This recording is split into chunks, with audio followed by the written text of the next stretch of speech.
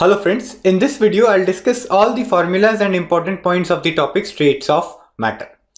तो सबसे पहले टाइप्स ऑफ इंटरमॉलिक्यूलर फोर्सेस की बात कर लेते हैं। ये होती हैं London forces, dipole dipole forces, dipole induced dipole forces and hydrogen bonding. तो रिसेंट ईयर्स में काफ़ी थियोरेटिकल क्वेश्चंस आने लग गए हैं, तो एनसीईआरटी से इन चारों टाइप ऑफ इंटरमॉलिक्यूलर फोर्सेस की प्रॉपर्टीज आप डेफिनेटली याद कर लेंगे। इसके अलावा कुछ बेसिक कंडीशंस की बात करते हैं। स्टैंडर्ड टेम्परेचर और प्रेशर। अर्लियर एसटीपी जो होता था वो डिफाइंड था 0 degree Celsius and 1 atm pressure, but recent years में स्टैंडर्ड चेंज हो गया है। Now STP is taken as 0 degree Celsius and 1 bar। तो ज्यादा मेजर डिफरेंस नहीं आता है, बट पहले प्रेशर 1 atm स्टैंडर्ड कंडीशन ली जाती थी, now it is exactly 10⁵ pascal. 1 atm जो होता है वो 1.013 into 10⁵ पास्कल्स होता है। तो 1 mole of gas occupies 22.4 litres at STP जब हम बोलते थे, this was as per the earlier convention. जो लेटेस्ट कन्वेंशन अगर आप यूज करेंगे तो 1 mole of a gas will occupy 22.7 litres at STP. इसके अलावा standard ambient temperature and pressure भी होता है, एसएटीपी। वहां पर हम टेम्परेचर जो है उसको 298.15 केल्विन लेते हैं and the pressure is taken as 1 bar। इसके अलावा एनटीपी की भी बात की जा सकती है, नॉर्मल टेम्परेचर एंड प्रेशर, जहां पे टेम्परेचर जो होगा दैट इज 293.15 केल्विन यानी कि 20 डिग्री सेल्सियस, और प्रेशर हम 1 atm पहले लेते थे। आगे सबसे पहले बॉयल्स लॉ की बात करेंगे। अगर टेम्परेचर कॉन्स्टेंट है एक सैंपल ऑफ गैस का, तो P1 V1 is equal to P2 V2 ये कंडीशन वो गैस फॉलो करेगी, यानी कि आप प्रेशर बढ़ाएंगे तो प्रोपोर्शनली वॉल्यूम कम हो जाएगी एंड वाइस वर्सा। तो यहाँ पे पीवी ग्राफ बनाया है मैंने इस टाइप के प्रोसेसेस का, चूंकि टेम्परेचर कांस्टेंट है तो ये जो ग्राफ की लाइंस है these are known as isotherms. For example एक सैंपल पे हमने पीवी की वैल्यूज नोट की, keeping temperature at 600 kelvin. Similar sample पे जब हम एक्सपेरिमेंट 400 केल्विन कांस्टेंट रख के करेंगे तो ग्राफ थोड़ा सा नीचे की तरफ शिफ्ट हो जाएगा। इसके अलावा चार्ल्स लॉ की बात करते हैं। अगर प्रेशर कांस्टेंट है एक सैंपल ऑफ गैस का, तो its volume is directly proportional to temperature, यानी कि V1/T1 is equal to V2/T2। अगर हम प्रेशर को कांस्टेंट रखेंगे तो जिस फैक्टर से वॉल्यूम चेंज होती है उसी फैक्टर से टेम्परेचर भी चेंज होता है। तो प्रेशर की वैल्यू कांस्टेंट रखते हुए हम V और T का ग्राफ बनाएंगे तो it will come out as a straight line. ठीक है, अगर प्रेशर की कांस्टेंट वैल्यू को मैं कुछ और चेंज करके दोबारा से एक्सपेरिमेंट करता हूं तो फिर से स्ट्रेट लाइन आएगी, but the slope will be changed. तो जैसे आप देख रहे हैं प्रेशर बढ़ता जा रहा है तो इस लाइन की स्लोप जो है वो कम होती जा रही है। एक और इंपॉर्टेंट पॉइंट है, अगर मैं इन लाइंस को आगे की तरफ एक्सटेंड करता हूं तो all these VT graph lines they meet the temperature axis at one point. यहां पर इस पॉइंट का मतलब है वॉल्यूम 0 हो गई है and this temperature was found as -273.15 kelvin. इसीलिए इसको यहां पर हमने केल्विन स्केल को 0 केल्विन सेट किया हुआ है एट दिस टेम्परेचर -273.15। गे-लुसेक्स लॉ की बात करते हैं। अगर सैंपल का वॉल्यूम कांस्टेंट है तो pressure is directly proportional to the temperature. तो जिस अमाउंट से टेम्परेचर बढ़ेगा जिस फैक्टर से, उसी फैक्टर से प्रेशर भी चेंज होता है। तो यहाँ पे पीटी ग्राफ अगर हम बनाएंगे तो वो स्ट्रेट लाइन आएगा, कीपिंग वॉल्यूम कांस्टेंट। तो वॉल्यूम V1 रखेंगे तो ये स्ट्रेट लाइन ग्राफ आया है। अगर वॉल्यूम V2 रख के P और T की वैल्यूज को चेंज करेंगे तो ग्राफ कुछ इस तरीके से आएगा। आप नोट करेंगे जैसे वॉल्यूम जो कांस्टेंट वॉल्यूम है उसकी वैल्यू बढ़ती जा रही है तो ग्राफ की जो स्लोप है वो कम होती जा रही है। आगे एवोगैड्रोस लॉ की बात करते हैं, which states that volume is proportional to the number of moles of a gas keeping pressure and temperature constant. तो यहाँ एवोगैड्रोस लॉ से ही हमें पता चलता है कि at STP molar volume of an ideal gas is 22.71 litres per mole, यानी कि स्टैंडर्ड टेम्परेचर और प्रेशर की कंडीशंस पे 1 mole of any gas it will occupy 22.71 litres. Why? Number of moles are proportional to the volume. तो यहां पर आप फिर से नोट करेंगे एसटीपी की वैल्यू मैंने लेटेस्ट वैल्यू यूज की है 0 डिग्री सेल्सियस एंड 1 bar। आगे आइडियल गैस इक्वेशन की बात करेंगे। इन सब इक्वेशंस को अगर हम कंबाइन कर देते हैं, Boyle's law, Charles law, Gay Lussac's law और एवोगैड्रोस लॉ को, तो हमारे पास इक्वेशन आती है PV is equal to NRT। यहाँ पे P प्रेशर है, V volume of the gas है, N is the number of moles, R is the universal gas constant and T is the temperature. Gases topic में आप ध्यान रखेंगे temperature should always be expressed in kelvin. तो R जो gas constant है उसकी value होती है 0.0821 लीटर एटमॉस्फेयर पर मोल केल्विन। आप ध्यान रखेंगे जब आप ये कांस्टेंट की वैल्यू यूज करते हैं तो volume should be expressed in litre and pressure should be expressed in ATM. अगर हम यूनिट्स चेंज कर देते हैं तो आर की वैल्यू हो जाएगी 8.314 जूल पर मोल केल्विन। तो यहां पर अगर आप प्रेशर को न्यूटन पर मीटर स्क्वायर में लेते हैं और वॉल्यूम को मीटर क्यूब में लेते हैं, यानी कि ऐसा ही यूनिट्स अगर यूज करते हैं तो आर की वैल्यू होती है 8.314। और सिमिलरली अगर हम प्रेशर के लिए बार यूज करें और वॉल्यूम के लिए लीटर्स यूज करें तो आर की वैल्यू हो जाएगी 0.083 लीटर बार पर मोल केल्विन। जूल्स की जगह अगर आप यहाँ पे कैलोरीज लाने की कोशिश करेंगे तो आर की वैल्यू हो जाएगी 2 कैलोरी पर मोल केल्विन।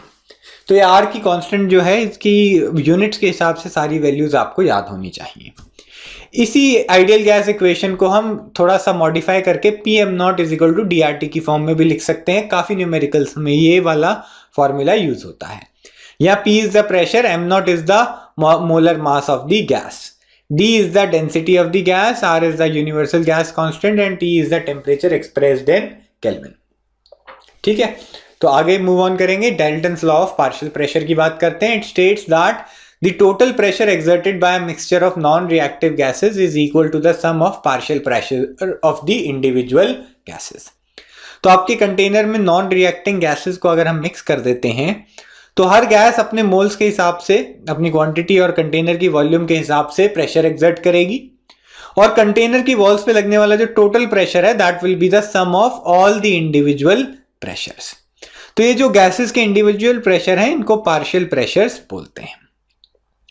तो अगर हम इंडिविजुअली सब गैसेस के प्रेशर हम निकालेंगे तो वहां से रिजल्ट आता है कि pressure of component 1 upon total pressure is equal to mole fraction of component 1। तो जितनी भी गैसेस को आपने मिक्स किया है इंडिविजुअली आप उनकी मोल फ्रैक्शन निकाल सकते हैं और उसकी मदद से हमें इंडिविजुअल प्रेशर्स पता चल जाएंगे। मोल fraction of 1 multiplied by total pressure से हमें प्रेशर ऑफ कंपोनेंट 1 आ जाएगा। तो यहां पर questions based on gas stoichiometry और इडियोमेट्री करने की बहुत जरूरत है। इस टॉपिक में फॉर्मूलाज बहुत सिंपल हैं but there is a huge variety of questions which can come. तो एक स्टैंडर्ड रेफरेंस के लिए आप previous year questions definitely try कर सकते हैं जहां पर मोल कॉन्सेप्ट यूज करके जब हम गैस के मोल्स निकालते हैं तो उसके बाद उसका प्रेशर या वॉल्यूम भी पूछी जा सकती है। इडियोमेट्री की प्रॉब्लम्स में जब हम क्वांटिटीज कैलकुलेट करते हैं तो जब कूलिंग की बात हो तो वो आप वाटर वेपर को रिमूव कर देंगे और अगर हम KOH पास कराते हैं सॉल्यूशन से तो KH क्या करता है, इट एब्जॉर्ब्स CO2। तो इन फैक्ट्स को ध्यान रखते हुए आप इन टाइप के क्वेश्चंस को जरूर प्रैक्टिस कीजिए। आगे मूव ऑन करेंगे। Molar mass of a gas is 2 times vapour density. ठीक है, यहां पर वेपर डेंसिटी क्या होता है, थोड़ा सा पार्टीशन बीच में बना लेते हैं, ये दोनों फॉर्मूलाज एक पार्ट नहीं है। तो वेपर डेंसिटी होता है density of a gas eight given temperature and pressure divided by density of hydrogen gas at the same temperature and pressure. तो हम किसी भी गैस की वेपर डेंसिटी कैसे निकालते हैं, by taking H2 gas as a standard. आपको मालूम है H2 का मोलर मास 2 होता है तो molar mass of the given gas हो जाएगा 2 times the vapour density of the gas. अगर आपके पास एक मिक्सचर दिया हुआ है तो average molar mass of the mixture आ जाएगा N1M1 plus N2M2 so on divided by total number of moles. तो अगर कंपोनेंट 1 के मोल्स N1 है और उसका मोलर मास M1 है, कंपोनेंट 2 के मोल्स N2 है और मोलर मास M2 है, तो इस फॉर्मूले से हम molar mass of the mixture निकाल सकते हैं।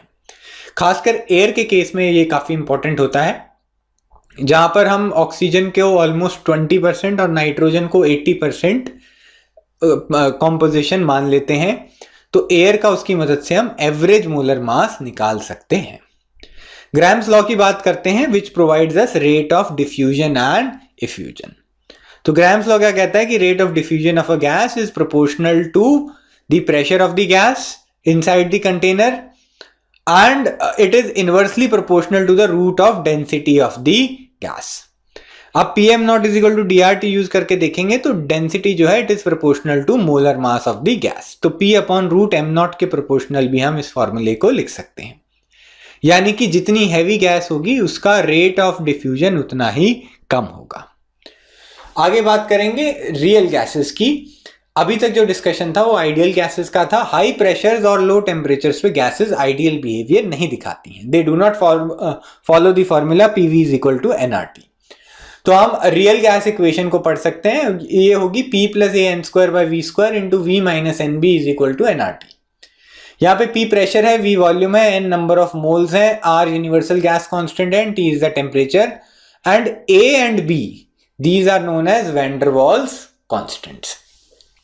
इसके अलावा एक और टर्म होती है compressibility factor Z which is equal to PV bye nRT। Ideal gases के लिए Z 1 होता है। तो अगर हाई प्रेशर की कंडीशंस हम लेंगे तो कुछ अप्रोक्सीमेशंस करके हम कंप्रेसिबिलिटी फैक्टर को निकाल सकते हैं। Z is equal to 1 plus PB by RT। Similarly low pressure पर Z की वैल्यू हो जाती है 1 minus A by RTV where V is the molar volume of the gas. तो ये यहाँ पर Z की वैल्यूज जो हैं, इन दोनों फॉर्मूलाज का डेरिवेशन भी आप डेफिनेटली रिवाइज कर लीजिएगा। रिसेंट ईयर्स में जेई में पूछा गया था, यही फॉर्मूला जो है इट वाज आस्क्ड।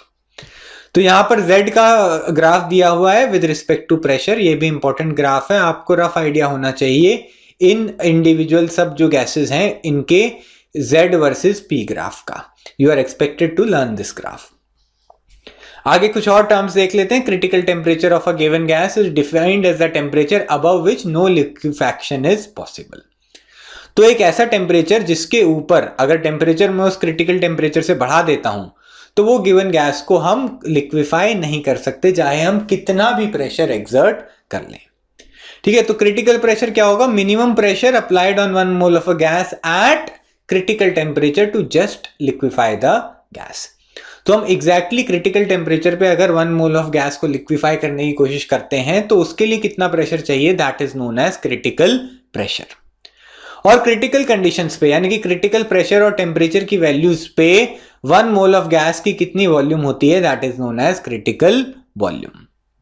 तो इन सब टर्म से रिलेटेड हम फॉर्मूला याद कर सकते हैं। क्रिटिकल टेम्परेचर का फॉर्मूला होता है 8A/27 RB, pressure is A/27 B square and critical volume is 3B। यहां पर A और B क्या है? वैन डर वाल्स कांस्टेंट्स, और R जो है it is the universal gas constant. तो these formulas should also be learned by you.